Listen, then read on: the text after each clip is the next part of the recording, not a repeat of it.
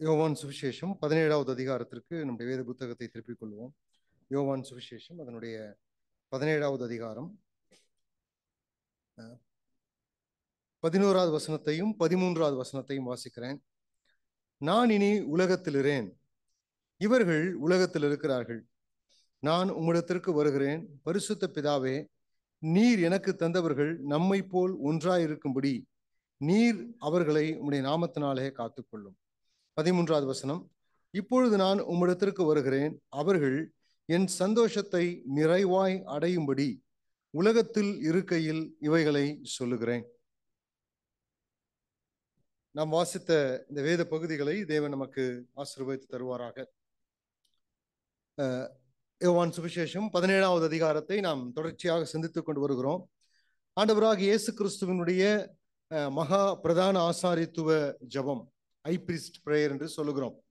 ஆகவே இந்த ஜபத்தை நாம் புரிந்து கொள்வதற்கு எளிதாக இதை 3 பகுதிகளாக நாம் பிரித்து படித்து கொண்டு வருகிறோம். 1 முதல் 5 வசனத்துல ஆண்டவராக இயேசு கிறிஸ்து தனக்காகவே அவர் ஜபிக்கிறார், தன்னுடைய மகிமைக்காக அவர் ஜபிக்கிறார். அடுத்ததாக 6 முதல் 18வது வசனம் முடிய நாம் வாசிப்போம் என்று சொன்னால், 19வது வசனம் முடிய வாசிப்போம் என்றால், ஆண்டவராக இயேசு கிறிஸ்து சீஷர்களுக்காக அவர் ஜபிக்கிறார். அடுத்தது 20 முதல் இந்த அதிகாரத்தினுடைய கடைசி வசனமாய் இருக்கிற 26வது வசனம் வரை இனி வரப்போகிற சீஷர் கூட்டம் அல்லது இனி வரப்போகிற விசுவாச கூட்டத்திற்காக ஆண்டவராக இயேசு கிறிஸ்து இந்த இடத்துல ஜபிப்பதை நாம் பார்க்க முடியும். இப்படியாக இந்த பகுதியை எளிமையாக 3 பிரிவுகளாக நாம் பிரித்திருக்கிறோம். ஆகவே நாம் முதல் பகுதியை நாம் சிந்தித்தோம். 2வது பகுதியில 6 முதல் நாம் வாசித்த அல்லது 19வது வசனம் முடிய நாம் வாசிப்போம் என்று சொன்னால், ஆண்டவராக இயேசு கிறிஸ்து சீஷர்களுக்காக ஜபிக்கிற அந்த ஜபத்துல 2 பகுதிகளாக நாம் பிரித்தோம். ஒன்று, ஏன் ஆண்டவராக இயேசு கிறிஸ்து சீஷர்களுக்காக ஜபிப்பார், ஜபத்திற்கான காரணம். அடுத்தது பிரேயர், இல்லையா, ரீசன் அண்ட் பிரேயர். 2 பகுதிகளாக நாம் பிரித்தோம். அதாவது 6 முதல் 10 வசனம் வரை இருக்கக்கூடிய அந்த பகுதியை ஆண்டவராக இயேசு கிறிஸ்து சீஷர்களுக்காக ஜபிப்பதனுடைய காரணங்களை நாம் பார்த்தோம். என்ன காரணம்? பிதாவாகிய தேவன் அவர்களை தெரிந்து கொண்டார். 2வது, ஆண்டவராக இயேசு கிறிஸ்து பிதாவை குறித்து அவர்களுக்கு வெளிப்படுத்தியிருக்கிறார். 3வதாக, அவர்கள் பிதாவாகிய தேவனையும் இயேசு கிறிஸ்துவையும் விசுவாசித்திருக்கிறார்கள். 4வதாக, அவர்களுடைய விசுவாசம் நடைமுறை வாழ்க்கையில வெளிப்பட்டு பிதாவையும் குமாரனையும் அவர்கள் மகிமைப்படுத்தியிருக்கிறார்கள். ஆகவே இவர்கள் தெரிந்து கொள்ளப்பட்டவர்கள், இவர்கள் ரட்சிக்கப்பட்டவர்கள் என்பதை என்ற காரணத்தை பிதாவாகிய தேவனுக்கு முன்பதாக 6 முதல் 10 வசனத்துல ஆண்டவராக இயேசு கிறிஸ்து வைக்கிறார். அதற்கு அடுத்ததாக 11 முதல் 19 வசனத்துல அவர் சீஷர்களுடைய அநேக ஆவிக்குரிய தேவைகளுக்காக அவர் ஜபிக்க ஆரம்பிக்கிறார். நாம் கடந்த வகுப்புல ஸ்பிரிச்சுவல் செக்யூரிட்டி, இல்லைங்களா, அவர்களுடைய ஆவிக்குரிய பாதுகாப்பு அல்லது நம்முடைய ரட்சிப்பின் பாதுகாப்புக்காக இயேசு கிறிஸ்து ஜபிக்கிற அந்த விஷயங்களை குறித்து நாம் சிந்தித்தோம். அதாவது 12வது வசனம், இல்லைங்களா, 11வது வசனத்தினுடைய கடைசி பகுதியில, நடுப்பகுதியில, பரிசுத்த பிதாவே, நீர் எனக்கு தந்தவர்கள் ஒன்றாய் இருக்கும்படி நீர் அவர்களை உம்முடைய, கடைசி பகுதி, நீர் அவர்களை உம்முடைய நாமத்தினாலே காத்துக்கொள்ளும். நான் அவர்களோடு கூட உலகத்தில் இருக்கையில் அவர்களை உம்முடைய நாமத்தினாலே காத்துக்கொண்டு வந்த அந்த வசனம் முழுவதுமாய் வாசிக்கும் பொழுது அவர்களுடைய ஆவிக்குரிய பாதுகாப்பு அல்லது ரட்சிப்பின் நித்திய பாதுகாப்புக்காக இயேசு கிறிஸ்து ஜபித்தார். ஆகவே நாம் இழந்து போக முடியாத ஒரு ரட்சிப்பை நாம் பெற்றிருக்கிறோம் என்பதை நாம் கடந்த வகுப்பிலே சிந்தித்தோம். இன்றைக்கு மற்ற 2 விஷயங்களை சிந்திக்க போகிறோம். என்னவென்று சொன்னால், அடுத்ததாக 11வது வசனத்தினுடைய கடைசி பகுதியில நாம் வாசிக்கும் பொழுது, அதாவது ஸ்பிரிச்சுவல் யூனிட்டி, அடுத்தது ஸ்பிரிச்சுவல் ஜாய், 2 விஷயங்களை நாம் இன்றைக்கு சிந்திக்க போகிறோம்.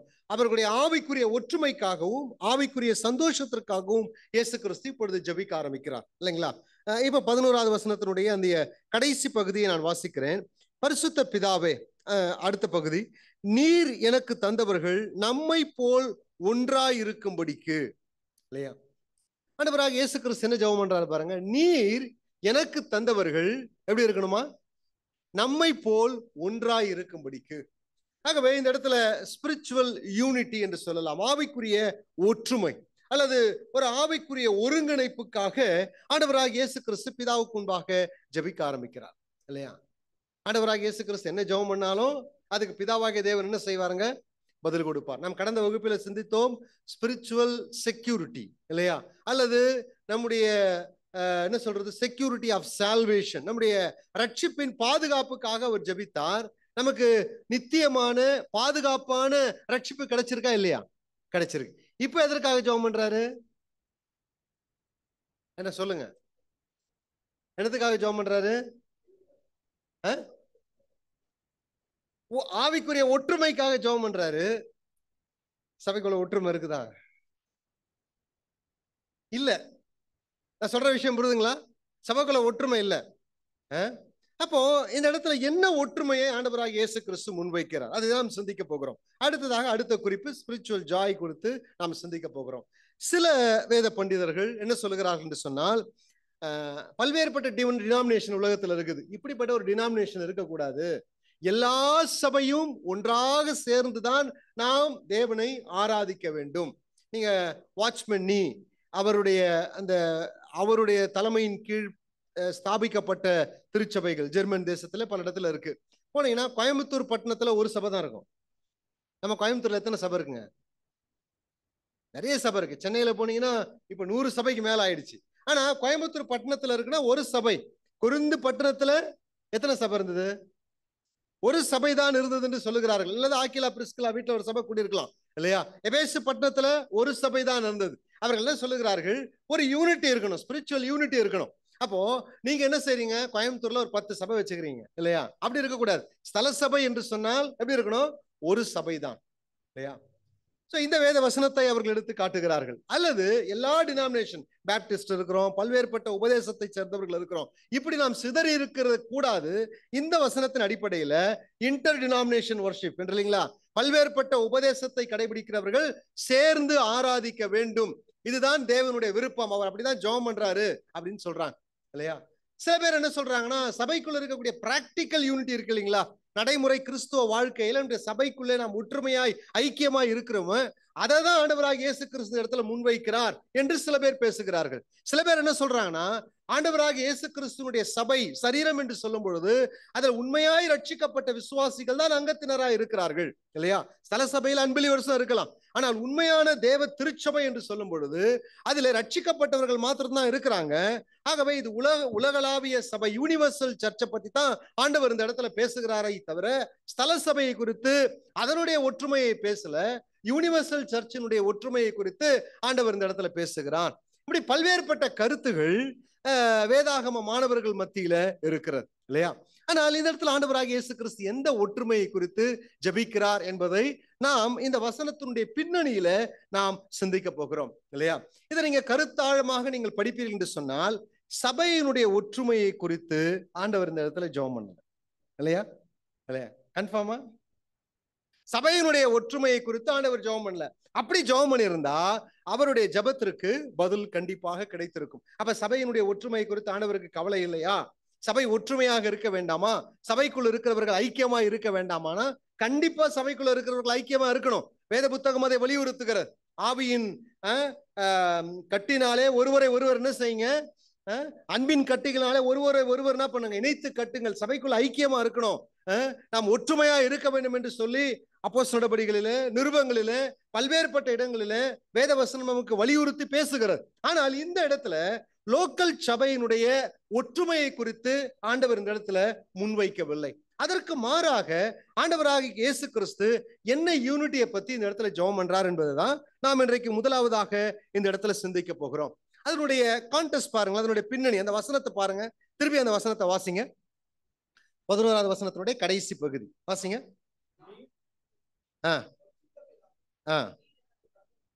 நல்லா கவனிங்க. நீர் எனக்கு தந்தவர்கள் நம்மை போல ஒன்றா இருக்கும்படிக்கு இல்லைங்களா? அந்த இடத்துல வசனத்தை கவனிச்சிங்களா? நீர் எனக்கு தந்தவர்கள் நம்மை போல ஒன்றா இருக்கும்படி. சில மொழிபெயர்ப்பு இப்படி சொல்லுகிறது, someway that you and I are united. இல்லையோ, நீரும் நானும், பிதாவே நீயும் நானும் ஒன்றாக இணைக்கப்பட்டிருக்கிறது போல அப்படின்ற அந்த வாசகத்தை சொல்லிதான் இந்த இடத்துல இந்த ஜெபத்தை முன்வைக்கிறார். பிதாவே நீயும் நானும் ஒன்றாக இணைக்கப்பட்டிருக்கிறது போல இவர்கள் ஒன்றாக இணைக்கப்பட வேண்டும் என்பதுதான் இந்த இடத்துல வேண்டுதல். அப்ப இதனுடைய கான்டெக்ஸ்ட் என்ன? ஆண்டவராக இயேசு கிறிஸ்து திரியேகத்துவத்தை முன்வைக்கிறார். திரியேக தேவன் ஒன்றாக இணைக்கப்பட்டிருக்கிறது போல, பிதா குமாரன் பரிசுத்த ஆவியானவர் ஒன்றாக இணைக்கப்பட்டிருக்கிறது போல, பிதாவே நீயும் நானும் ஒன்றாக இணைக்கப்பட்டிருக்கிறது போல இவர்கள் எப்படி இருக்கணுமா? அப்படி நமக்குள்ள இருக்குது ஐக்கியம். பிதாவுக்கும் குமாரனுக்கும் நடுவில் ஏதாவது ஒரு மிஸ் அண்டர்ஸ்டாண்டிங் வந்திருக்குதா? கெத்செமனே தோட்டத்துல ஜெபம் பண்ணும்போது கூட எப்படி ஜெபம் பண்றாரு? பிதாவே உம்முடைய சித்தமானால் இந்த பாத்திரம் நீங்கட்டும், ஆனாலும் என்னுடைய சித்தம் அல்ல, உம்முடைய சித்தத்துக்கு நான் ஒப்பு கொடுக்கிறேன் இல்லையா? அப்ப திரியேகத்துவ உறவில ஒருபோதும் இல்லையா ஒரு மிஸ் அண்டர்ஸ்டாண்டிங், புரிந்து கொள்ளுதலிலே தவறு ஒருபோதும் ஏற்பட வாய்ப்பு இல்லை, இதுவரைக்கும் ஏற்பட்டதில்லை இல்லையா? பிதாவாகிய தேவன் எந்த அளவு கிறிஸ்துவை நேசிக்கிறாரோ அதே அளவு ஆண்டவராக இயேசு கிறிஸ்து பிதாவாகிய தேவனையும் நேசிக்கிறார் இல்லையா? பாருங்க, நம்ம எல்லாரும் ரட்சிக்கப்பட்டவர்கள். அதுதான் ஆண்டு முன்னாடி வைக்கிறார். ஃபர்ஸ்ட் குறிப்புல வைக்கும் பொழுது அவர்களுடைய ஸ்பிரிச்சுவல் செக்யூரிட்டி, அவர்களுடைய ரட்சிப்பின் பாதுகாப்புக்காக அவர் ஜெபிக்கிறார். உமால தெரிந்து கொள்ளப்பட்டவர்கள், இவர்களுடைய ரட்சிப்பு பாதுகாப்பாக இருக்க வேண்டும். அப்ப ரட்சிப்பு என்று சொல்லும் பொழுது ஏதோ பரலோகத்தில் நுழைவதற்கான ஒரு நுழைவுச் சீட்டு மாத்திரம் அல்ல, நம்முடைய பாவ தண்டனையில், நம்முடைய பாவ மன்னிப்புக்கான ஒரு என்ன சொல்றது, ஒரு சர்டிபிகேட் மாத்திரம் அல்ல, அல்லது தண்டனையிலிருந்து தப்பித்துக் கொள்வதற்கான ஒரு வழி மாத்திரம் அல்ல. அதைக்கும் அப்பாற்பட்டு இந்த இடத்துல ரட்சிப்பு என்று சொல்லும் பொழுது ரட்சிக்கப்படுகிற ஒவ்வொரு விசுவாசிகளையும் ஆண்டவராக இயேசு கிறிஸ்து என்ன செய்கிறார்? நான் இப்படி எழுதி வைத்திருக்கிறேன், திரித்துவத்தின் நித்திய வாழ்க்கைக்குள் நம்ம இழுத்து கொண்டு போகிறார். நான் சொல்ற விஷயம் புரியுதுங்களா? திரித்துவத்தின் நித்திய வாழ்க்கைக்குள் நம்ம இழுத்து கொண்டு போகிறார். அல்லது இங்கிலீஷ்ல சொல்ல வேண்டும் என்று சொன்னால் pulling us into the eternal life of Trinity இல்லையா? திரித்துவத்தினுடைய நித்திய வாழ்க்கைக்குள் நம்ம இழுத்து கொண்டு போகிறார். ஒரு ஸ்காலர் எழுதும் பொழுது இப்படியாக சொல்லுகிறார், என்னவென்று சொன்னால், who are all justified literally are pulled into the life of the Trinity இல்லையா? யாரெல்லாம் உண்மையிலே நீதிமானாக்கப்பட்டிருக்கிறார்களோ அவர்கள் அனைவரையும் திரித்துவத்தினுடைய வாழ்க்கைக்குள்ளாக ஆண்டவராக இயேசு கிறிஸ்து இழுத்து கொள்ள வேண்டும் என்று அவர் ஜெபிக்கிறார். என்னங்க அது புரியலங்க? திரித்துவத்தினுடைய வாழ்க்கைக்குள்ளாக நாம் இழுத்து கொள்ளப்பட வேண்டும் என்றால் என்ன அர்த்தம்? நமக்கு புரியல இல்லையா? அப்படின்னா என்ன அர்த்தம் பாருங்க. நாம் பிதாவாகிய தேவனுக்குள்ளே இருக்கிறீங்களா இல்லையா? யாரும் ஒன்றும் சொல்ல மாட்டீங்க இல்லையா? அதே நேரத்தில் நீங்க யாருக்குள்ள இருக்கீங்க? ஆண்டவராக இயேசு கிறிஸ்துக்குள்ள இருக்கீங்க. அதே நேரத்துல யாருக்குள்ள இருக்கீங்க? பரிசுத்த ஆவியானவருக்குள்ள இருக்கீங்க. பரிசுத்த ஆவியானவர் உங்களுக்குள்ள இருக்கிறாரா? பிதாவாகிய தேவன் நமக்குள்ள இருக்கிறாரா? ஆண்டவராக இயேசு கிறிஸ்து நமக்குள்ள இருக்கிறாரா? பாருங்க, சில வசனத்தை வாசிக்கலாம். யோவான் சுவிசேஷம் 14ஆம் அதிகாரத்திற்கு வாங்க. ஆண்டவராக இயேசு கிறிஸ்து என்ன சொல்றாரு பாருங்க. யோவான் சுவிசேஷம் 14ஆம் அதிகாரம் 17வது வசனத்துல, உலகம் அந்த சத்திய ஆவியானவரை காணாமலும் அறியாமலும் இருக்கிறபடியினால் அவரை பெற்றுக்கொள்ள மாட்டாது. அவர் உங்களுடனே வாசம் பண்ணி, நல்லா கவனிங்க, உங்களுக்குள்ளே இருப்பதால் இல்லையா? உங்களுக்குள்ளே இருப்பதால் ஆவியானவர் வரும் பொழுது அவர் உங்களுக்குள்ளே இருப்பார். சொல்லிட்டு என்ன சொல்றாருன்னா 18வது வசனத்துல, நான் உங்களை திக்கற்றவர்களாக விடேன், உங்களிடத்திற்கே வருவேன். ஆவியானவர் உங்களுக்குள்ள வந்து தங்குவாருங்க. தங்கும் பொழுது என்ன நடக்கும்? நானும் உங்களிடத்துல வருவேன். அதுக்கு அடுத்தது இதே அதிகாரத்தினுடைய கடைசி வசனத்துல, இயேசு அவனுக்கு பிரதியுத்தரமாக, ஒருவன் என்னிலும் அன்பாயிருந்தால் அவன் என் வசனத்தை கை கொள்ளுவான், அவனில் என் பிதா அன்பாயிருப்பார். நல்லா கவனிங்க, நாங்கள் அவனிடத்திலே வந்து அவனோடு கூட வாசம் பண்ணுவோம். நாங்கள் இல்லையா? யாரு? பரிசுத்த ஆவியானவர், குமாரனாகிய இயேசு கிறிஸ்து, பிதாவாகிய தேவன். நாங்கள் வந்து அவனிடத்துல வாசம் பண்ணுவோம் இல்லையா? அவனிடத்துல வந்து வாசம் பண்ணுவோம். அதை இப்படி சொல்லலாம். ஒரு தேவ மனிதன் இப்படியாக எழுதினார், என்னவென்று சொன்னால், the indivisible unity of Trinity engulfs us and we are one with Christ. திரித்துவத்தின் பிரிக்க முடியாத ஒற்றுமை நம்மை ஆட்கொண்டது அல்லது முழுகடித்தது என்று சொல்லலாம். ஆகவே ஒரு மனிதன் ரட்சிக்கப்படும் பொழுது திரித்துவத்தினுடைய இந்த உறவுக்குள்ளாக இணைக்கப்படுகிறான். பிதாவாகிய தேவன் நமக்குள்ள இருக்கிறார், நாம் பிதாவுக்குள்ள இருக்கிறோம். குமாரனாக இயேசு கிறிஸ்து நமக்குள்ள இருக்கிறார், நாம் குமாரனாக இயேசு கிறிஸ்துக்குள்ள இருக்கிறோம். பரிசுத்த ஆவியானவர் நமக்குள்ள இருக்கிறார், நாம் பரிசுத்த ஆவியானவருக்குள்ள இருக்கிறோம். ஆகவே திரியேகத்துவத்தினுடைய நித்திய உறவுக்குள்ளாக, ஜீவனுக்குள்ளாக ரட்சிக்கப்பட்ட ஒரு தேவ பிள்ளையை அல்லது இந்த சீஷர்களை இழுத்து கொள்ள வேண்டும் என்ற வேண்டுதலை ஆண்டவராக இயேசு கிறிஸ்து முன்வைக்கிறார். பாருங்க, இன்னும் சில வசனத்தை கூட நான் உங்களுக்கு காண்பிக்கிறேன். 17ஆம் அதிகாரத்திற்கு வாங்களேன். 17ஆம் அதிகாரத்தினுடைய 21வது வசனத்தை வாசிங்க. 17ஆம் அதிகாரத்தினுடைய 21வது வசனம்.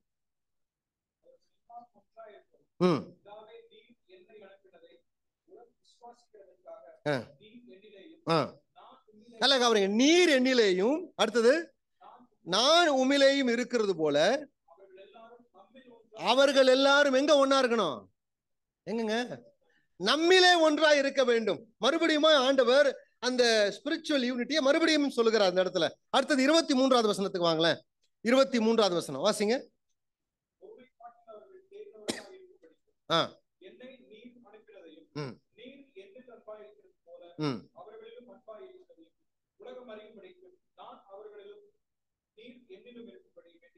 பாருங்க, நான் அவர்களிலும் அவர்கள் என்னிலும் இருக்கும்படி மறுபடியுமாய் நான் வேண்டிக் கொள்கிறேன் என்று சொல்லுகிறார். அப்போ ரட்சிக்கப்பட்ட ஒரு தேவ பிள்ளை என்ன செய்ய வேண்டும்? என்ன ஆண்டவர் ஜெபத்துல முன்வைக்கிறார்?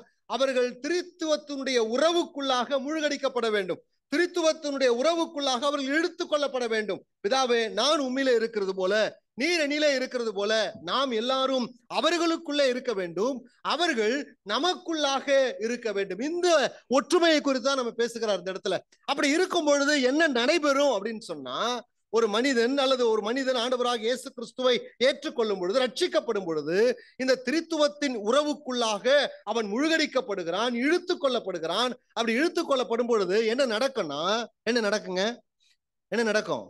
நம்முடைய சுபாவம் இந்த இடத்துல மாற்றம் ஏற்படும். இதுதான் ஆண்டவராக இயேசு கிறிஸ்து முன்வைக்கிறார். நம்முடைய சுபாவம் நம்மிலே மாற்றம் ஏற்படும்.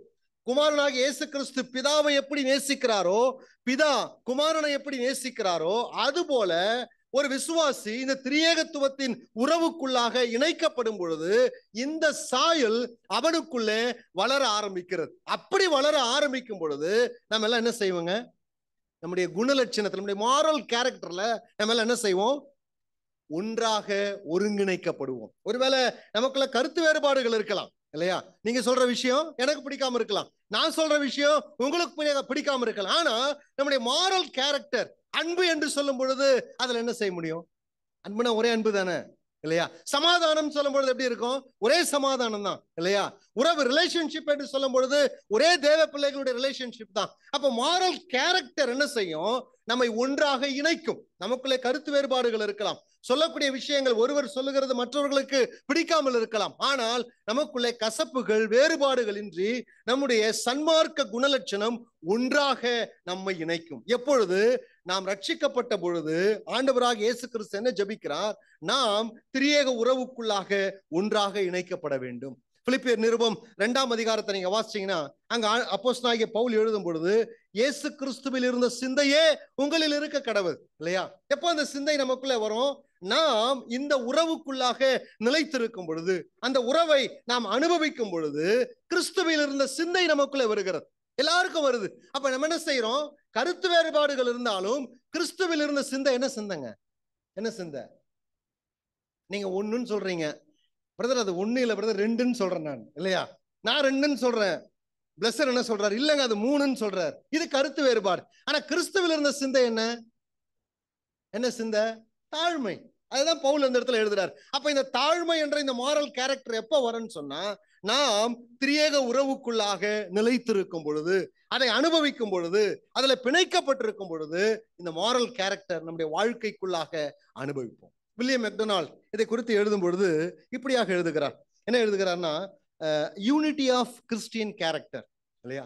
கிறிஸ்தவ குணலட்சணத்தினுடைய ஒருங்கிணைப்பு என்று சொல்லும் பொழுது, as the father and son are one in moral likeness இல்லையா? so believers should be united in this respect that they are like the Lord Jesus. அதாவது கிறிஸ்தவ குணத்தின் ஒற்றுமையை இது குறிக்கிறது இந்த வசனம். பிதாவும் குமாரனும் தார்மீக நிலைமையில, ஆவிக்குரிய நிலைமையிலே, சன்மார்க்க நிலைமையிலே, அந்த சாயலிலே ஒன்றாயிருப்பது போல விசுவாசிகள் இந்த விஷயத்தில் ஒன்றுபட வேண்டும். அவர்கள் கர்த்தராகிய இயேசு கிறிஸ்துவை போன்றவர்கள் என்று இந்த வசனத்திற்கு வில்லியம் மெக்டொனால்ட் விளக்கத்தை அவர் எழுதுகிறார். அப்போ இதுல இருந்து நாம் புரிந்து கொள்ள வேண்டிய விஷயம் என்னவென்று சொன்னால், ரட்சிக்கப்பட்ட பிறகு நாம் தேவனோடு கூட உறவிலே நாம் இணைக்கப்படுகிறோம் இல்லையா? திரியேகத்துவ உறவிலே நாம் இணைக்கப்படுகிறோம். பிதா, குமாரன், பரிசுத்த ஆவியானவர் நமக்குள்ளே வாசம் பண்ணுகிறார்கள், நாம் அவர்களுக்குள்ளே வாசம் பண்ணுகிறோம். அதனுடைய அர்த்தம் என்ன? தேவனுடைய இறை பண்பு அல்ல, அவர்களுடைய மாரல் கேரக்டர் இல்லையா? பிதாவாகிய தேவன் இயேசு கிறிஸ்து எப்படி நேசிக்கிறது போல, இயேசு கிறிஸ்து பிதாவை நேசிக்கிறது போல, பரிசுத்த ஆவியானவர் இயேசு கிறிஸ்து வெளிப்படுத்தினதை அவர் தாம் சுயமாய் ஒன்றும் அவர் செய்கிறதில்லை. இப்படியாக தேவனுடைய மாரல் கேரக்டரை எப்ப நம்ம புரிந்து கொள்கிறோம், இந்த உறவுக்குள்ளாய் நெருக்கமாய் நாம் போகும் பொழுது தேவனுடைய சுபாவங்களை நாம் பிரதிபலிக்கிறோம். அதனாலே நமக்குள்ள என்ன செய்யுதுங்க, ஸ்பிரிச்சுவல் யூனிட்டி வருது. நான் சொல்ற விஷயம் புரியுதுங்களா?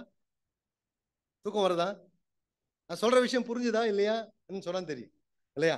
அதனாலே நம்முடைய வாழ்க்கையில நம்முடைய சபைக்குள்ள ஒரு மாரல், ஒரு ஸ்பிரிச்சுவல் யூனிட்டி வரும் இல்லையா? இதை தான் ஆண்டவராக இயேசு கிறிஸ்து முன்வைக்கிறார். அப்ப நமக்குள்ள ஏன் பிராக்டிக்கல் யூனிட்டி இல்லைன்னு சொன்னா என்ன அர்த்தம்? என்னங்க? கடவுளோடு இருக்கக்கூடிய திரியேகத்துவ உறவில நாம் இன்னும் நெருக்கமாகவில்லை என்று சொல்லிதான் அர்த்தம்.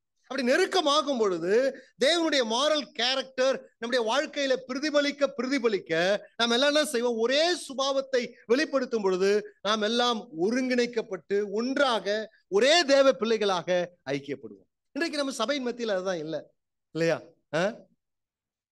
ஏன் சபையின் மத்தியில் டிவிஷன்? முதல் பிரதரன் திருச்சபை இல்லையா? 2 சபையாச்சு. காஸ்பல் சொல்லி இல்லை, எப்படி ஆச்சு தெரியுங்களா? எப்படி ஆச்சுங்க? புரியல. உபதேச ரீதியினால இல்லையா? ஜான் டார்பி ஒண்ணு சொன்னாரு, இன்னொருத்தர் ஒண்ணு சொன்னாரு. முதல் பிலமோத்துல சொல்லப்பட்ட நம்முடைய முதல் பிரதரன் சபை வளர்ந்து பெருகினது. எப்படி பெருகினது? 2ஆக உடைந்து இல்லையா? நம்ம சபைக்கு என்னமோ ஒரு சாபமோ என்னன்னு தெரியல. அதுல இருந்து இது வரைக்கும் பாத்தீங்களா, சுவிசேஷம் செய்து பெருகின சபையை விட பிரிந்து போய் ஆராதித்தவர்களுடைய கூட்டம் அதிகமா இருக்கு இல்லையா? நமக்குள்ள கருத்து வேற்றுமைகள், சபைக்குள்ள ஜாதி பார்க்கக்கூடிய கூட்டம் இல்லையா? அவன் எந்த ஜாதி, அவன் அந்த ஜாதி, அவன் உயர்ந்த ஜாதி, இவன் தாழ்ந்த ஜாதி, சபைக்குள்ள ஜாதி பார்க்கக்கூடிய கூட்டம். பரலோகத்துக்கு போனீங்கன்னா அந்த இடத்துல எழுதப்பட்டிருக்கிறது, எல்லா ஜாதிக்காரரும் பாஷைக்காரரும் எல்லா மொழி பேசுகிற எல்லாரையும் ஆண்டவர் என்ன செய்யறாருங்க, ஒரே கூட்டமாய் நிக்க வைத்து அவர்கள் தேவனை துதித்து ஆராதிக்கிறார்கள். ஆனால் இன்றைக்கு சபைக்குள்ள ஜாதி பாகுபாடு இருக்கிறது. இன்றைக்கு சபைக்குள்ள ஏற்றத்தாழ்வுகள் இருக்கிறது. இன்று சபைக்குள்ள என்ன சொல்றதுங்க, படித்தவன் படிக்காதவன் என்ற பாகுபாடு இருக்கிறது, ஏழை பணக்காரன் என்ற பாகுபாடு இருக்கிறது. ஏன் இந்த டிஸ்யூனிட்டி நமக்குள்ள வருதுன்னு சொன்னா, நாம் திரியேகத்துவ உறவில சரியாக இணைக்கப்படவில்லை. அதனுடைய அர்த்தம் என்னவென்று சொன்னால், கடவுளுடைய குணலட்சணத்தையும் அவரோடு இருக்கக்கூடிய நெருக்கமான உறவையும் நாம் சரியாக அனுபவிக்கவில்லை இல்லையா? தேவனோடு கூட நம்முடைய உறவு சரியாக இணைக்கப்படும் என்று சொன்னால் என்னுடைய வாழ்க்கையினுடைய மாரல் கேரக்டர் என்ன ஆகுங்க, மாற ஆரம்பிக்கும் இல்லையா? அப்ப கடவுள் எப்படி நேசிக்கிறார், அது போல சக விசுவாசியையும் நான் நேசிக்க ஆரம்பிப்பேன். அவர் கடவுளுக்குள்ள சரியாக இணைக்கப்பட்டிருப்பார் என்று சொன்னால் அவருடைய அன்பு மாயமற்றதா இருக்கும் இல்லையா? என்னுடைய பரிசுத்த மாயமற்றதா இருக்கும், என்னுடைய உண்மை மாயமற்றதா இருக்கும். சபையில் இருக்கிற ஒவ்வொருவருடைய மாரல் கேரக்டர் அப்படி மாறும் பொழுது அதனாலே வரக்கூடிய ஒற்றுமையை குறித்து தான் ஆண்டவராகிய இயேசு கிறிஸ்து இந்த இடத்துல பேச ஆரம்பிக்கிறார்.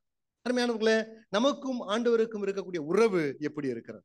சரியான முறையில நாம் தேவனோடு கூட உறவில இணைக்கப்பட்டிருப்போம் என்று சொன்னால் ஏன் நமக்குள்ள பெருமைகள், ஏன் நமக்குள்ள இன்னும் ஜாதி பாகுபாடுகள், ஏன் நமக்குள்ள ஏற்றத்தாழ்வுகள், ஏன் மற்றவர்களை நாம் என்ன சொல்றது, ஒரு இழிவான இழுக்கான பார்வையில பார்க்கக்கூடிய சுபாவங்கள், இதெல்லாம் இன்றைக்கு நம்முடைய பிரதரன் சபை, சத்தியத்துக்கு தோல் கொடுக்கக்கூடிய சபை என்று சொல்லுகிறோம். நமக்குள்ள எவ்வளவு வேறுபாடுகள் இல்லையா? இருக்கா இல்லையா? எவ்வளவு வேறுபாடுகள். நீங்க சவுத்துக்கு போனீங்கன்னா இன்னும் அதிகமா இருக்கும் இல்லையா? சபையே பிரிச்சு வச்சிருக்கிறான் இல்லையா? ஹை காஸ்ட் கூடுற ஒரு சபை, அப்புறம் லோ காஸ்ட் கூடுற சபை. இவங்க ஒரு முகாம் நடத்துறாங்கன்னா அவங்க ஒரு முகாம் நடத்துறாங்க. எவ்வளவு அசிங்கமா இருக்குது இல்லைங்களா? எவ்வளவு அசிங்கமா இருக்குல்ல? சங்கராச்சாரியார் சொல்லும் பொழுது சொன்னார் இல்லையா, கிறிஸ்தவனா இருக்கக்கூடிய நீ ஜாதி பாப்பன்னு சொன்னா நான் இப்படிதான் சொல்லுவேன்னு சங்கராச்சாரியார் சொன்னார். என்ன சொன்னார்னா, அவர்கள் கிறிஸ்தவர்களாய் மாறிய இந்துக்கள் சொன்னார். என்னங்க, அவர்கள் கிறிஸ்தவர்களாய் மாறிய இந்துக்களாகிய நாங்கள் ஜாதி பார்க்கிறோம். காரணம் என்னவென்று சொன்னால், அது பிரம்மாவுடைய தலையிலிருந்து பிறந்தவன் இவன், மார்பு பகுதியிலிருந்து பிறந்தவன், தொடைப்பகுதியிலிருந்து பிறந்தவன், கால் பகுதியிலிருந்து பிறந்தவன் என்று சொல்லி இந்துக்களாகிய நாங்கள் எங்களுடைய தார்மீக சாஸ்திரத்தின்படி நாங்கள் பிரித்து வைத்திருக்கிறோம். சரிதான். ஆனா நீ கிறிஸ்தவனா மாறிட பிறகு அதை பாக்குறேன்னு சொன்னா என்ன அர்த்தம்? நீ கிறிஸ்தவனாய் மாறிய இந்துக்கள். இன்றைக்கு நம்முடைய சபையில கிறிஸ்தவர்களாய் மாறிய இந்துக்கள் சபைக்குள்ள இருக்கிறார் இல்லையா? நான் உதாரணத்துக்கு சொல்றேன். இப்ப ஏகப்பட்ட நமக்குள்ள குளறுபடிகள் இருக்கிறது, ஐக்கியமின்மைகள் இருக்கிறது. ஆண்டவராகிய இயேசு கிறிஸ்துவினுடைய ஜெபம் என்னவென்று சொன்னால் இல்லையா, திரியேகத்துவ உறவுக்குள்ளாக, நித்திய உறவுக்குள்ளாக பிதாவே இந்த சீஷர்கள் இழுக்கப்பட வேண்டும் இல்லையா, உம்மை அறிகிற அறிவில இல்லையா, பிதா குமாரன் பரிசுத்த ஆவியானவரோடு கூட நெருக்கமாய் அவர்கள் சகவாசம் பண்ண வேண்டும். இதனால நமக்குள்ள இருக்கக்கூடிய மாரல் கேரக்டர் அவர்களுக்கு மத்தியில ஊடுருவி பாய வேண்டும். அதனால அவர்களுக்குள்ள ஒரு ஒற்றுமை வர வேண்டும். இதைதான் ஆண்டவராக இயேசு கிறிஸ்து இடத்துல முன்வைக்கிறார் இல்லையா. சரி, இப்ப ரெண்டாவது நேரம் இல்ல, ரெண்டாவது விஷயத்துக்கு நம்ம போலாம். ரெண்டாவது என்ன? ஆவிக்குரிய சந்தோஷம். ஆவிக்குரிய சந்தோஷம். 13வது வசனத்தை வாசிக்கும் பொழுது என்ன வாசிக்கிறோம் பாருங்க. இப்பொழுது நான் உம்மிடத்திற்கு வருகிறேன், அவர்கள் என் சந்தோஷத்தை நிறைவாய் அடையும்படி உலகத்தில் இருக்கையில் இவைகளை சொல்லுகிறேன். அடுத்ததாக ஆண்டவராக இயேசு கிறிஸ்து என்ன சொல்லுகிறார்? ஆவிக்குரிய சந்தோஷத்தை குறித்து இந்த இடத்துல பேசுகிறார். பிதாவே நான் உம்மிடத்திற்கு வருகிறேன். திரும்ப திரும்ப ஆண்டவராக இயேசு கிறிஸ்து 13ஆம் அதிகாரம் 1வது வசனத்திலிருந்து ஏறத்தாழ 18க்கும் அதிகமான முறை பயன்படுத்துகிற பதம் தான் இது. மறுபடியும் 17ஆம் அதிகாரத்தில் வருகிறது. பிதாவே நான் உம்மிடத்திற்கு வருகிறேன், ஆனால் என்னுடைய சீஷர்கள் சந்தோஷத்தை நிறைவாய் அடையும்படி இவைகளை அவர்களுக்கு சொல்லுகிறேன் என்று சொல்லிவிட்டு என்ன சொல்லுகிறார்? 14வது வசனத்துல, நான் உம்முடைய வார்த்தையை அவர்களுக்கு கொடுத்தேன். அப்ப ஆண்டவராக இயேசு கிறிஸ்து இங்கு சீஷர்களுக்காக ஜபிக்கும் பொழுது, இந்த காரியத்திற்காக ஜபிக்கும் பொழுது இன்னும் அவர்கள் சந்தோஷத்தை நிறைவாய் அடையவில்லை. காரணம் என்னவென்று சொன்னால், இப்பொழுது ஆண்டவராக இயேசு கிறிஸ்து நிறைந்த வாக்கு தத்தத்தையும் நம்பிக்கையும் அவர்களுக்கு கொடுத்திருக்கிறார் இல்லையா. ஆகவேதான் சொல்றாரு, இவைகளை நான் அவர்களுக்கு சொல்லி இருக்கிறேன், உம்முடைய வசனத்தை நான் அவர்களுக்கு கொடுத்திருக்கிறேன். 13வது அதிகாரம் முதற்கொண்டு நாம் வாசிப்போம் என்று சொன்னால் அநேக வாக்கு தத்தங்களை ஆண்டவர் கொடுத்திருக்கிறார். நிறைவேற போகிற அநேக விஷயங்கள், பரிசுத்த ஆவியானவருடைய வருகை இல்லைங்களா, அவர்களுடைய ஜப வாழ்க்கை, அவர்களுக்கான வல்லமையான வாழ்க்கை, பல விஷயங்களை ஆண்டவராக இயேசு கிறிஸ்து அவர்களுக்கு வாக்கு தத்தம் பண்ணி கொடுக்கிறார். ஆகவே இவர்களுடைய சந்தோஷம் இனி வரக்கூடிய நம்பிக்கையோடும் வாக்கு தத்தத்தோடு கூட இணைக்கப்பட்டிருக்கிறதுனால ஆண்டவர் சொல்லுகிறார், இவைகளை நான் இப்பொழுது இவர்களுக்கு நான் சொல்லி இருக்கிறேன், உம்முடைய வசனத்தை நான் அவர்களுக்கு கொடுத்திருக்கிறேன் இல்லைங்களா. சோ இந்த சந்தோஷத்தை குறித்து 3 விஷயங்களை நாம் சுருக்கமாக சிந்திக்கலாம். ஒரு 15-20 நிமிடங்கள் தான் இருக்கிறது. நாம் சுருக்கமாக சிந்திக்க போகிறோம். என்னவென்று சொன்னால், இந்த சந்தோஷத்தை குறித்து 3 காரியங்களை நாம் சிந்திக்க போகிறோம். ஒன்று, அதாவது இந்த சந்தோஷத்தினுடைய சுபாவம், கேரக்டர் ஆஃப் ஜாய் இல்லையா. அடுத்தது இரண்டாவதாக கனெக்ஷன் ஆஃப் ஜாய். மூன்றாவது கண்டிஷன் ஆஃப் ஜாய். ஆண்டவர் சொல்லுகிற இந்த சந்தோஷத்தினுடைய சுபாவங்கள் என்ன, இந்த சந்தோஷம் எதோடு கூட இணைக்கப்பட்டிருக்கிறது, இந்த சந்தோஷத்தை நம்முடைய நடைமுறை வாழ்க்கையில அனுபவிப்பதற்கான நிபந்தனைகள் என்ன, 3 விஷயங்களை நாம் சுருக்கமாக சிந்திக்கலாம். முதலாவதாக இந்த சந்தோஷத்தினுடைய நேச்சர் அல்லது இந்த சந்தோஷத்தினுடைய சில சுபாவங்களை நாம் இந்த 13வது வசனத்திலிருந்து சிந்திக்கலாம். வசனத்தை வாசிங்க, 13வது வசனத்தை.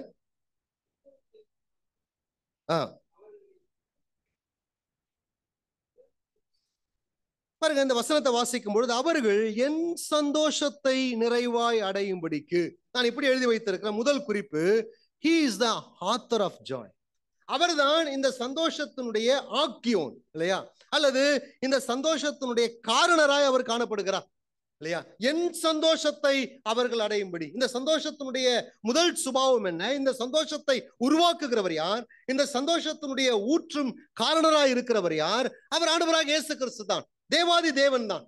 நீங்கள் ஆதியாகம புஸ்தகம் 2ஆம் அதிகாரம் 3வது வசனத்தை வாசிக்கும் பொழுது, ஆண்டவர் சிருஷ்டிப்பை முடித்து விட்டு அந்த இடத்துல சொல்லப்பட்டிருக்கிறது, அவர் தேவன் ஓய்ந்திருந்தார் இல்லையா.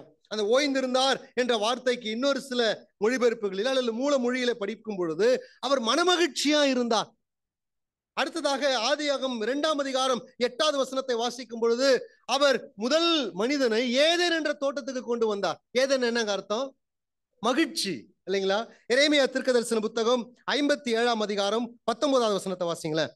எரேமியா தீர்க்கதரிசன புத்தகம் 57ஆம் அதிகாரம் 19வது வசனம்.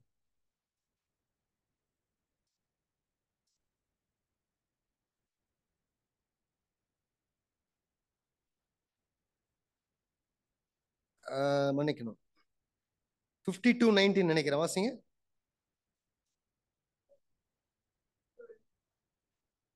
சாரி, மன்னிக்கணும், ஏசாயா தீர்க்கதரிசன புத்தகம் 57:19. ஐசாயா 47:19. 57:19.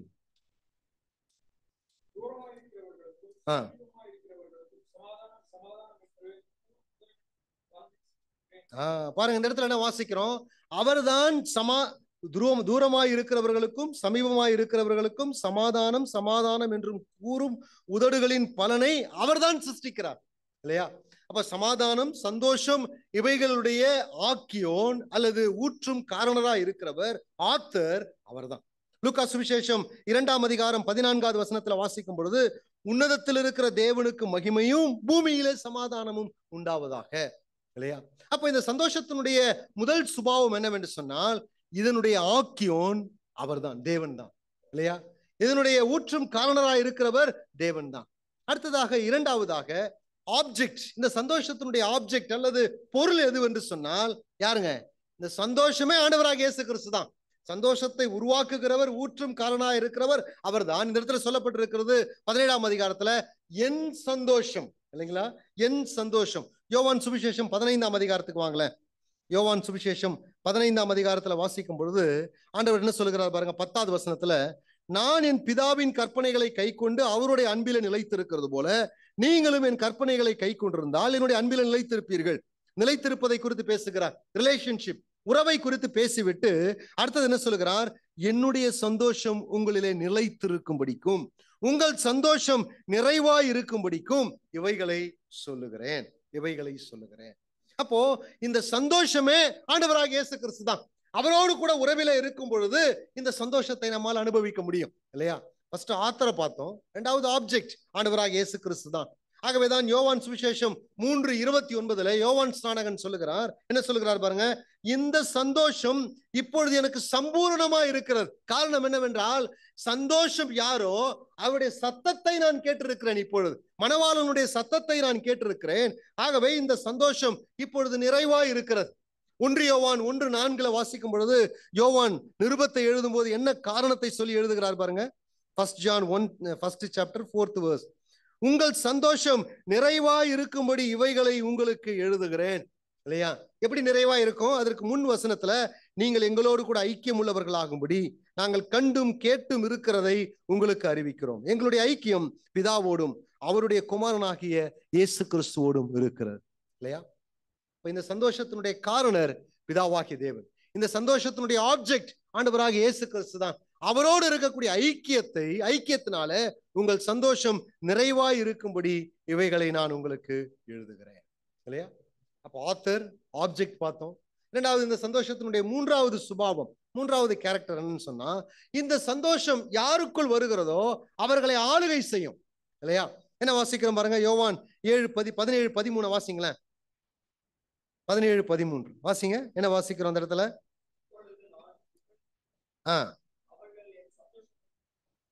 நிறைவாய் அடையும்படிக்கு ஆண்டவர் என்ன சொல்றாரு பாருங்க, கொஞ்ச நஞ்சம் இல்லை, எப்படி அடையணுமா? நிறைவாய் சந்தோஷம் வர வேண்டும். இந்த இடத்துல நிறைவு அப்படின்ற அந்த வார்த்தையினுடைய அர்த்தம் என்னவென்று சொன்னால், அதாவது கிரேக்க மொழியில பிளேரோ என்று சொல்லுகிறார்கள். பிளேரோ என்ற வார்த்தை, இதே பதம்தான் எபேசியர் நிருபம் 5ஆம் அதிகாரம் 18வது வசனத்தில் அப்போஸ்தலனாகிய பவுலும் பயன்படுத்துகிறார். ஆவியினாலே நிறைந்து. நிறைந்து என்று சொன்னால் குறைவு இருக்கிறது, அந்த இடத்துல கொஞ்சம் நிரப்புகிறது அல்ல. கானாவூர் கல்யாண வீட்டுல ஆண்டவர் என்ன சொல்றாரு? கற்சாடிகளை நிரப்புங்கள் என்று சொன்னார். அந்த இடத்துல இந்த பிளேரோ என்ற வார்த்தை பயன்படுத்தப்படல இல்லையா? பிளேரோ என்ற வார்த்தையினுடைய அர்த்தம் என்னவென்று சொன்னால் அண்டர் கண்ட்ரோல் என்ற அர்த்தம் இல்லையா? இன்ஃப்ளூயன்ஸ் இல்லையா? டாமினேட். இதுதான் இந்த பிளேரோ என்ற வார்த்தையினுடைய அர்த்தம். நீங்க லூக்கா சுவிசேஷத்துல வாசிக்கும் பொழுது அங்கு பரிசேயர்களும் சதுசேயர்களும் கோபத்தினாலே நிறைந்து அப்படின்னு வாசிக்கிறோம். அந்த இடத்துல இந்த பதம் பயன்படுத்தப்பட்டிருக்கிறது இல்லையா? ஒரு மனுஷன் கோபத்தினால் நிறைஞ்சா என்ன ஆகும்? என்னங்க? கோபத்தினாலே நிறைந்து. அப்படி நிறைந்துனா, கோபம் ஒரு மனிதனை கட்டுப்படுத்தினால் என்ன நடக்கும்?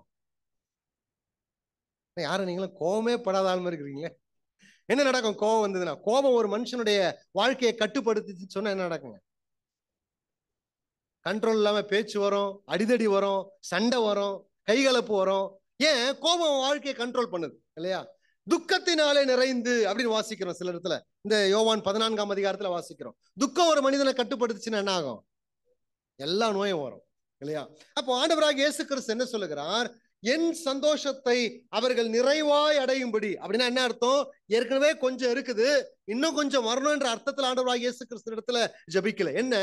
இந்த சந்தோஷம் அவங்களுடைய வாழ்க்கையை கட்டுப்படுத்த வேண்டும், அவங்களுடைய வாழ்க்கையை ஆதிக்கம் செலுத்த வேண்டும். 1 தெசலோனிக்கேயர் 1ஆம் அதிகாரம் 6வது வசனத்தை வாசிக்கும் பொழுது அப்போஸ்தலனாகிய பவுல் தெசலோனிக்கேய சபையை குறித்து எழுதுகிறார். நீங்கள் மிகுந்த உபத்திரவத்திலே பரிசுத்த ஆவியின் சந்தோஷத்தோடு கூட நீங்கள் வாழ்ந்தீர்கள். உபத்திரவத்திலே அவர்கள் சந்தோஷமாய் இருந்தார்கள். காரணம் என்ன? ஆவியானவருடைய சந்தோஷம் அவர்களுடைய வாழ்க்கையை கட்டுப்படுத்தியது இல்லையா? இப்ப இந்த சந்தோஷத்தினுடைய 3வது தன்மை என்ன? யார் இந்த சந்தோஷத்தை பெற்றுக் கொள்கிறார்களோ, யார் இந்த சந்தோஷத்தை அனுபவிக்கிறார்களோ, அவங்களுடைய வாழ்க்கை இந்த சந்தோஷத்தினாலே கட்டுப்படுத்தப்படும் இல்லையா? நான்காவதாக இந்த சந்தோஷத்தை குறித்து வாசிக்கும் பொழுது இது நித்தியமான ஒரு சந்தோஷம் இல்லைங்களா? யோவான் சுவிசேஷம் 16ஆம் அதிகாரம் 22வது வசனம் வாசிங்களேன். யோவான் சுவிசேஷம் 16ஆம் அதிகாரம் 22வது வசனத்துல என்ன வாசிங்க.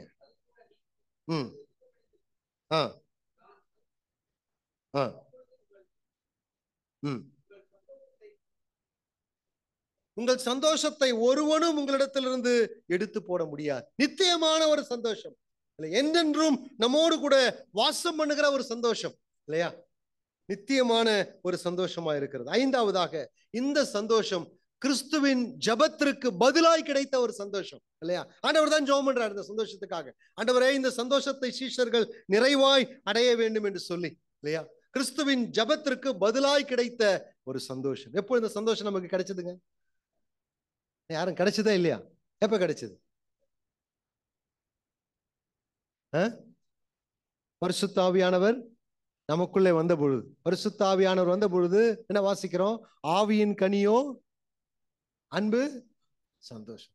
இந்த சந்தோஷத்தாண்ட நம்ம இருதயத்துல வைத்திருக்கிறார். பரிசுத்த ஆவியானவர் நமக்குள்ள இருக்கிறதுனால பரிசுத்த ஆவியானவர் இந்த தெய்வீக சந்தோஷத்தை நமக்குள்ளே வைத்திருக்கிறார். ஆகவேதான் நம்முடைய உபத்திரவங்களிலே, நம்முடைய பிரச்சனைகளிலே, நமக்கு வரக்கூடிய ஏற்றத்தாழ்வுகளிலே, நோய்களிலே, கஷ்டத்துல நாம் திருப்தியோடு கூட இந்த உலகத்துல பயணம் செய்கிறோம் இல்லையா? கண்ணீர்களுக்கு மத்தியில, வறண்ட பூமிக்கு நடுவில், வனாந்தரத்துக்கு நடுவில் நாம் மகிழ்ச்சியோடு பயணம் செய்வதற்கு காரணம் இந்த சுபாவம் உள்ள தெய்வீக சந்தோஷத்தை பரிசுத்த ஆவியானவர் நம்முடைய இருதயத்துல கொண்டு வந்து வைத்திருக்கிறார். 2வது குறிப்புக்கு நான் போகிறேன். 2வது என்ன? Connection of the joy. இந்த சந்தோஷம் எதோடு கூட தொடர்புடையது. இந்த சந்தோஷத்தை ஆண்டவர் நம்ம கொடுத்திருக்கிறாரு. ஆனா இந்த சந்தோஷம் எதோடு கூட தொடர்புடையதா இருக்கிறது. இதை அனுபவிக்கணும்னு சொன்னா சில விஷயங்களை நாம் கடந்துதான் போக வேண்டும் இல்லையா? முதல் குறிப்பு நான் இப்படியாக எழுதி வைத்திருக்கிறேன். எப்படின்னா, spiritual joy arises more from hope than possession. சொல்ற விஷயம் புரியுதுங்களா? ஆவிக்குரிய மகிழ்ச்சி உடைமைகளை விட நம்பிக்கையிலிருந்து எழும்புகிறது. கரெக்டுங்களா? டிரான்ஸ்லேஷன் கரெக்டா? ஆவிக்குரிய மகிழ்ச்சி நாம் வைத்திருக்கிற உடைமைகளை விட, பொருள், பணம் இவைகளை விட நம்பிக்கையிலிருந்து தான் இந்த சந்தோஷம் பிறக்கிறது. நீங்க இந்த ஸ்பிரிச்சுவல் ஜாய் குறித்து புதிய ஏற்பாட்டுல வாசிச்சீங்கன்னா எல்லா இடத்துலயும், பெரும்பான்மையான இடத்துல இந்த சந்தோஷம் நம்பிக்கையோடு கூட கனெக்ட் ஆயிருக்குது. நீங்க பார்க்கலாம். சில வசனத்தை நான் வேகமா எடுத்து காண்பிக்கிறேன் பாருங்க. ரோமர் 12ஆம் அதிகாரம் 12வது வசனம் வாசிங்களேன். ஹோப் அண்ட் ஜாய், நம்பிக்கையும் சந்தோஷமும் ஒரு நாணயத்தினுடைய 2 பக்கத்தை போல இருக்கிறத நீங்க புதிய ஏற்பாட்டுல வாசிக்க முடியும். நம்பிக்கையிலே சந்தோஷமாயிருங்கள் இல்லைங்களா? நான் அதை விளக்க விரும்பல. அடுத்தது எபிரேயர் 3:6 வாசிங்க. எபிரேயர் 3:6.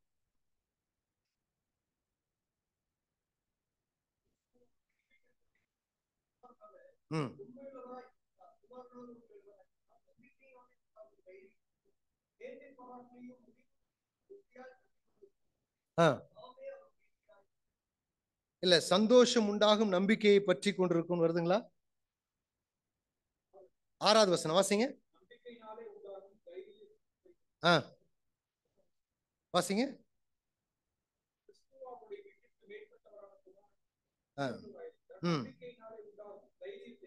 நம்பிக்கையினால் உண்டாகும் தைரியம் என்று இருக்கிறது. இங்கிலீஷ்ல பாருங்க, நம்பிக்கையினால் உண்டாகும் சந்தோஷத்தை நாம் பற்றி கொண்டிருக்க. பாருங்க, நம்பிக்கை சந்தோஷம் ரெண்டும் இணைக்கப்பட்டிருக்கிறது. ரோமர் 5ஆம் அதிகாரம் 2வது வசனம் இல்லையா? இங்கிலீஷ்ல வாசிச்சீங்கன்னா அது தெரியும். தமிழ்ல வேற மாதிரி இருக்கு. Rejoice in hope of the glory of God. தேவ மகிமையை அடைவோம் என்ற சந்தோஷம். நம்பிக்கை என்று வேத புத்தகத்தை கடவுளின் மாட்சிமையில் பங்கு பெறுவோம் என்ற எதிர்நோக்கில் நாம் பெரும் மகிழ்ச்சிக்குள்ளாக வாழ்ந்து கொண்டிருக்கிறோம். ஆர்சி பைபிள்ல அப்படிதான் டிரான்ஸ்லேட் பண்ணிருக்காங்க, நம்பிக்கையும் சந்தோஷம். 1 பேதுரு 1ஆம் அதிகாரத்துக்கு வாங்க. 1 பேதுரு 1ஆம் அதிகாரம். 4வது வசனத்தை வாசிங்க. 4வது வசனம்.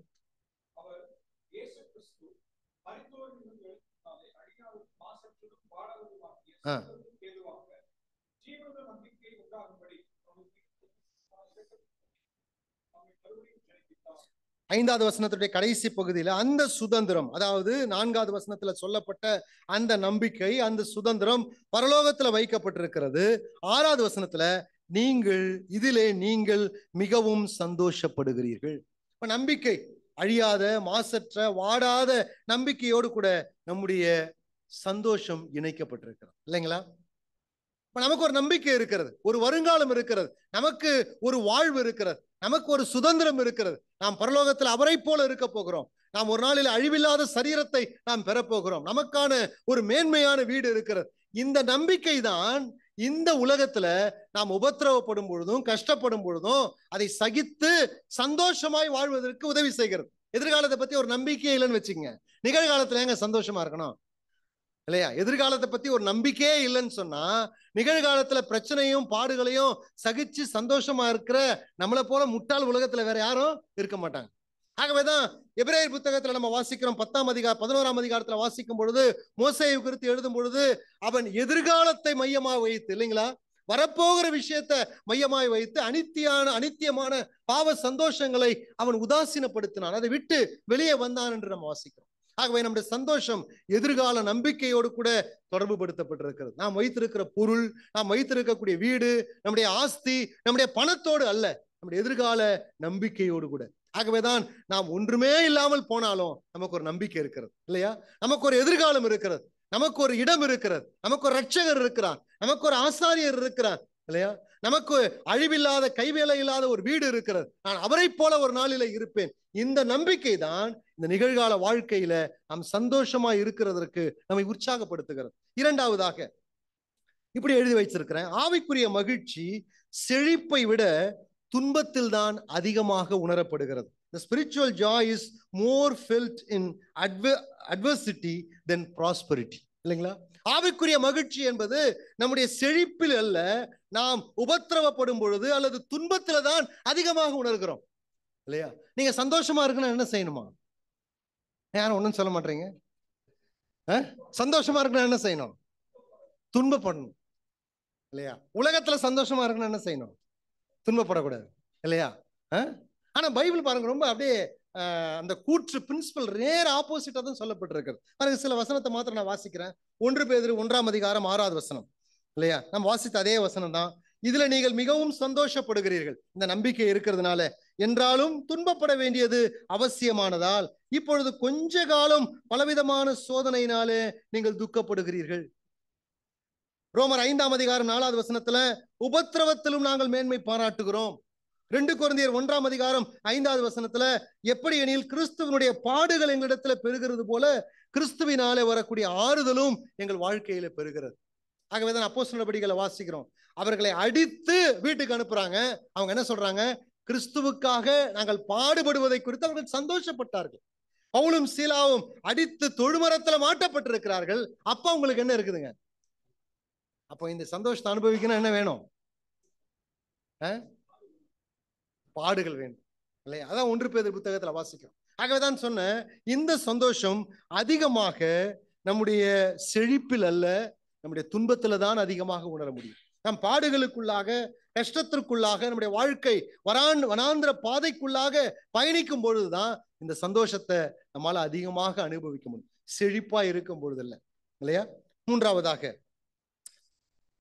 துக்கத்தின் கசப்பை ருசித்தவர்கள் இந்த சந்தோஷத்தை மிக அதிகமாக அனுபவிக்கிறார்கள் இல்லையா? துக்கத்தினுடைய கசப்பை எந்த அளவுக்கு ஒரு மனிதன் பருகிறானோ அந்த அளவுக்கு இந்த சந்தோஷத்தை அனுபவிக்கிறார்கள். யோபினுடைய வாழ்க்கையை எடுத்துக்கொள்ளுங்களேன் இல்லையா? துக்கத்தினுடைய கசப்பை அனுபவித்த அந்த மனிதனை போல வேறொரு நபரை வேத புத்தகத்துல பார்க்க முடியாது இல்லையா? ஆனா அவருடைய எதிர்கால வாழ்க்கை எப்படி இருந்ததுங்க? சந்தோஷத்தினால் நிறைந்திருந்தது. யோசேப்பினுடைய வாழ்க்கையை நீங்க யோசிச்சு பாருங்களேன். துக்கத்தினுடைய கசப்பை அனுபவித்தவன், ஆனால் எதிர்கால வாழ்க்கையில அவன் சந்தோஷத்தோடு கூட அவன் காணப்பட்டான். 84வது சங்கீதம் 6வது வசனம் இப்படி எழுதப்பட்டிருக்கிறது, அழுகையின் பள்ளத்தாக்கை உருவ நடந்து என்ன செய்யறாங்க? அதை நீரூற்றாக்கி கொள்கிறார்கள். அழுகையின் பள்ளத்தாக்க உருவ நடந்தாதான் என்ன வரங்க? நீரூற்று வரும் இல்லையா?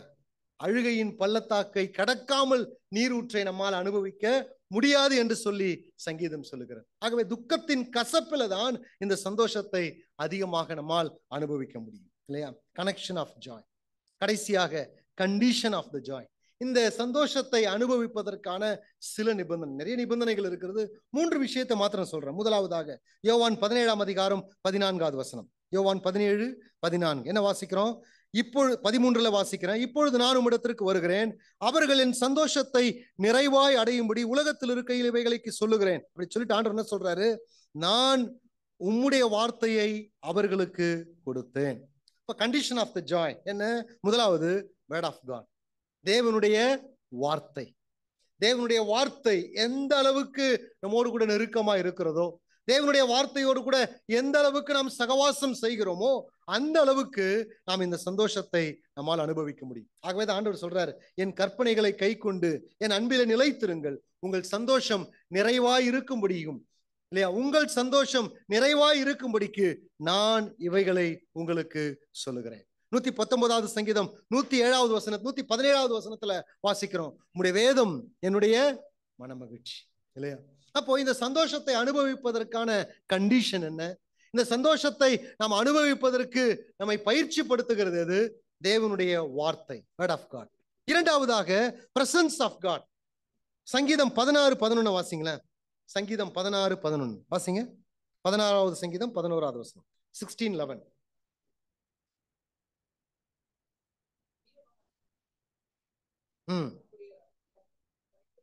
பாருங்க, உம்முடைய சமூகத்தில் பரிபூர்ண ஆனந்தமும் நித்திய பேரின்பமும் உண்டு. உம்முடைய சமூகத்துல பரிபூர்ணமான ஆனந்தம் உண்டு. ஃபர்ஸ்ட் வேர்ட் ஆஃப் காட், இரண்டாவது பிரசன்ஸ் ஆஃப் காட். 1 சாமுவேல் 1:18 வாசிக்கிறோம், அன்னாள் தன் இருதயத்தை ஊற்றிவிட்டால், அதுக்கு அடுத்தது வருது, அன்னாள் முதற்கொண்டு அவ எப்படி இல்லைங்க? துக்கமுகமா இருக்கவில்லை, இல்லையா? தேவ சமூகம் நம்முடைய வாழ்க்கையில இந்த சந்தோஷத்தை கொண்டு வருகிறது.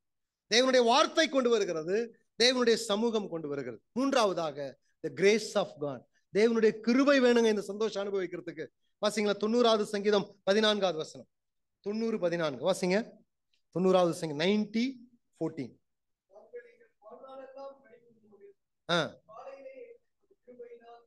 பாருங்க, வாழ்நாளெல்லாம் களி கூர்ந்து மகிழும்படி உம்முடைய கிருபையினால் காலையிலே எங்களை உம்முடைய கிருபையினாலே திருப்தியாக்கும். 85வது சங்கீதம் 6-7 வசனத்தை வாசிக்கிறேன்.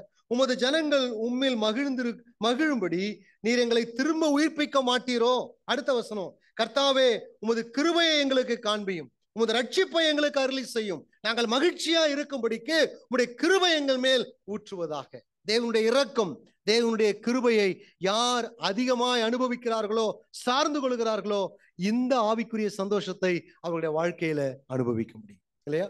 3 காரியங்கள். ஒன்று வேர்ட் ஆஃப் காட், அடுத்தது பிரசன்ஸ் ஆஃப் காட், தேவனுடைய சமூகம், மூன்றாவது தி கிரேஸ் ஆஃப் காட், இல்லையா? நாங்கள் மகிழ்ந்து களி கூறும்படிக்கு காலையிலே எங்களை உமது கிருபையினாலே திருப்தியா. அப்போ ஆண்டவர் சொல்லுகிற இந்த ஸ்பிரிச்சுவல் ஜாய், ஆண்டவர் அதை கொடுத்திருக்கிறார். பரிசுத்த ஆவியானவர் வரும்பொழுது ஆவியானவருக்குள் இந்த சந்தோஷம் நிறைவாய் தேவன் நமக்கு கொடுத்திருக்கிறார். என் சமாதானம், நீங்க மேல் வீட்டறை பிரசங்கத்தை வாசிக்கும் போது வாசிக்கலாம், என் சமாதானம், என் ஜீவன், இந்த இடத்துல சொல்றாரு என் சந்தோஷம், இல்லையா? இதை ஆவியானவருக்குள் நமக்கு நிறைவாய் கொடுத்திருக்கிறார், நிறைவாய் கொடுத்திருக்கிறார். ஆனால் இது சில விஷயங்களோடு கூட தொடர்பு படுத்தப்பட்டிருக்கிறது. இதை அனுபவிப்பதற்கான சில நிபந்தனைகளையும் வேத புத்தகம் சொல்லுகிறது. எப்பொழுது என்ன விஷயங்கள்?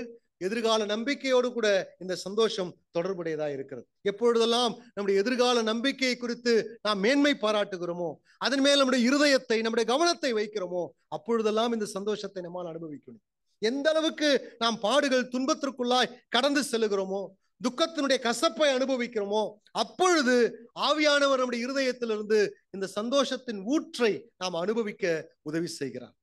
இதற்கு நம்மை பயிற்சி படுத்துகிறது தேவனுடைய வார்த்தை, தேவனுடைய பிரசனம், தேவனுடைய கிருபை. இதுதான் கண்டிஷன், இல்லையா?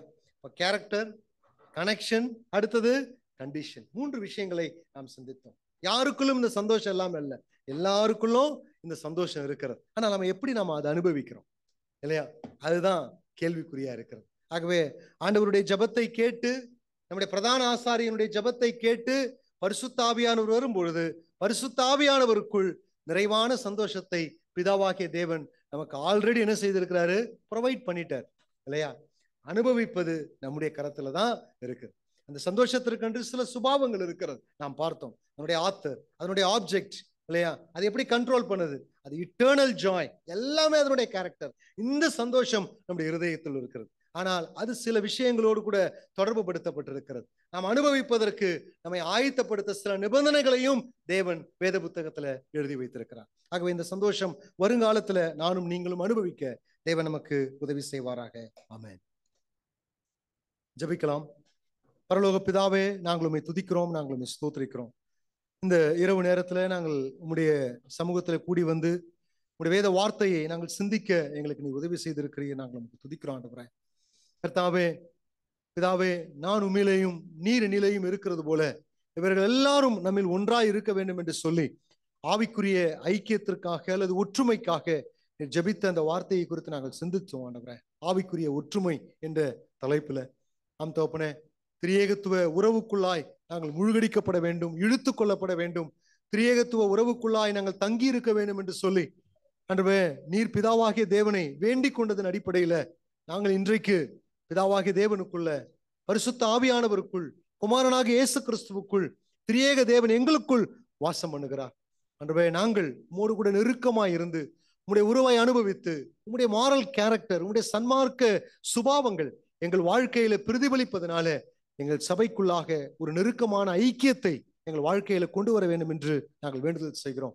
அநேக நேரத்துல உம்மோடு இருக்கக்கூடிய உறவு ஆண்டவரே, அது இதோ கர்த்தாவே ஏதோ ஒரு மேலோட்டமாக அல்லது ஒரு ரிச்சுவலாக அநேக நேரத்துல இருப்பதனால எங்களுடைய வாழ்க்கையின் சுபாவங்கள் இன்றும் மாற்றப்படாது இருக்கிறதுனால எங்களுக்குள்ள எவ்வளவு கருத்து வேற்றுமைகள், ஆண்டவரே, ஏற்றத்தாழ்வுகள், ஜாதி பெருமைகள், ஆண்டவரே, பணக்காரன் ஏழை என்ற அநேக கருத்து வேறுபாடுகள், அநேக விஷயங்கள் எங்கள் சபைக்குள் இருந்து ஆட்டி படைத்து கொண்டிருக்கிறது ஆண்டவரே. இதிலிருந்து எங்களை விடுதலை ஆக்கும். அன்று உமோடு கூட நெருக்கமான உறவில நாங்கள் கடந்து வருவதற்கு, உம்முடைய சுபாவம் எங்கள் வாழ்க்கையில பிரதிபலிப்பதற்கு, அதனால் எங்கள் வாழ்க்கையில ஒரு ஆவிக்குரிய ஒற்றுமை ஏற்படுவதற்கு நீர் உதவி செய்யும். அது மாத்திரமல்ல ஆண்டவரே, எங்களுக்காக எங்களுடைய சந்தோஷத்திற்காக நீர் ஜெபித்தீர் ஆண்டவரே, ஆவிக்குரிய சந்தோஷத்திற்காக ஜெபித்தீர். உம்முடைய ஜெபத்தை கேட்டு பரிசுத்த ஆவியானவர் இந்த உலகத்துல வந்த பொழுது அந்த சந்தோஷம் எங்களுடைய இருதயத்திற்குள்ளாய் நிறைவாய் கொடுக்கப்பட்டிருக்கிறது. அதை நாங்கள் அனுபவிப்பதற்கு அநேக நேரத்தில் தவறுகிறோம். எங்களை மன்னித்து ஆண்டவரே, நாங்கள் வேத வசனத்தின் அடிப்படையில கற்றுக்கொண்டது போல எங்களுடைய துன்பத்தின் நடுவில் நாங்கள் அந்த சந்தோஷத்தை நாங்கள் அனுபவிக்க, எங்களுடைய எதிர்கால நம்பிக்கையை நினைத்து நாங்கள் அந்த சந்தோஷத்தை அனுபவிக்க நீர் எங்களுக்கு உதவி செய்திருக்கிறோம். உடைய வேத வார்த்தை எங்களுடைய இருதயத்தை நிறைவாய் நிறைக்கட்டும் ஆண்டவரே. நாங்கள் சந்தோஷத்தோடு கூட இந்த இடத்தை விட்டு கடந்து செல்ல எங்களுக்கு உதவி செய்யும். இயேசு கிறிஸ்துவின் நாமத்துல வேண்டிக் கொள்கிறோம் நல்ல பிதாவே. ஆமென்.